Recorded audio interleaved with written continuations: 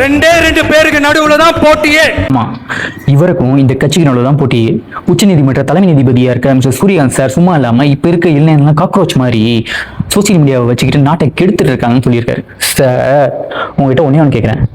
இந்த இளைஞர்கள் தான் ஜல்லிக்கட்டுக்கு எதிராக போராட்டம் நடத்தி ஜல்லிக்கட்டை மீட்டு கொண்டு வந்தாலும் தமிழ்நாட்டில் கட்சி மாற்றத்தை உருவாக்கணும். சார் என்ன நினைச்சிட்டு இருக்காருன்னா, இன்னமும் அவர் இடத்துல இருக்க மாதிரி இளைஞர்கள் மாற்றத்தை எதிர்பார்த்துக்கிட்டே இருப்பாங்க. சார், இப்ப இருக்க இளைஞர்கள்லாம் மாற்றத்தை எதிர்பார்க்கிற இடத்துல இல்ல, மாற்றத்தை உருவாக்குற இடத்துல இருக்காங்க. இவர் சொன்ன இந்த வார்த்தையால அபிஜித் தீப்கே அவரால் உருவாக்கப்பட்டதுதான் cockroach Janata party.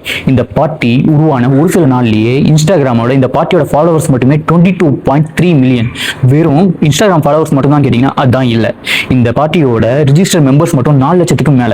Cockroach Janata party 5 அம்ச கொள்கையிலும் விட்டுருக்காங்க. அது இன்னும் இன்ட்ரெஸ்டிங்கா இருக்கும். ஓய்வு பெற்ற நீதிபதிகளுக்கு அரசு பதவி கிடையாது.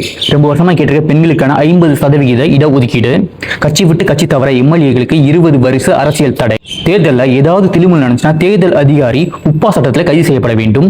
அதானி அம்பானி ஊடகங்களுக்கு லைசன்ஸ் ரத்து செய்யப்பட வேண்டும். கொள்கைகள்லாம் பயங்கரமா இருக்குல்ல. இது நடைமுறைக்கு வந்தா நல்லா தான் இருக்கும். காக்ரோச் ஜனதா பார்ட்டி ராஜஸ்தானில் நடைபெற்ற நீட் தேர்வோட கொஸ்டின் பேப்பர் லீக் ஆனதுக்கு ஒன்றிய அமைச்சரான தர்மேந்திர பிரதான் பொறுப்பேற்றுக்கிட்டு பதவி விலகுன்னு சொல்லிட்டு டிமாண்ட் வச்சிருக்காங்க.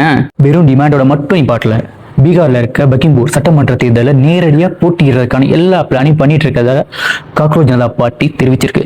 பார்ப்போம் என்னதான் நடக்குதுன்னு. இப்ப புரிஞ்சிருக்கும் மிஸ்டர் சூரியகாந்த் சார் அவர்களுக்கு. சும்மா இருக்க இளைஞர்களை தூண்டி விட்டா என்னெல்லாம் நடக்கணும். இனிமேலாவது கொஞ்சம் பார்த்து பேசுவார்னு எதிர்பார்க்கலாம்.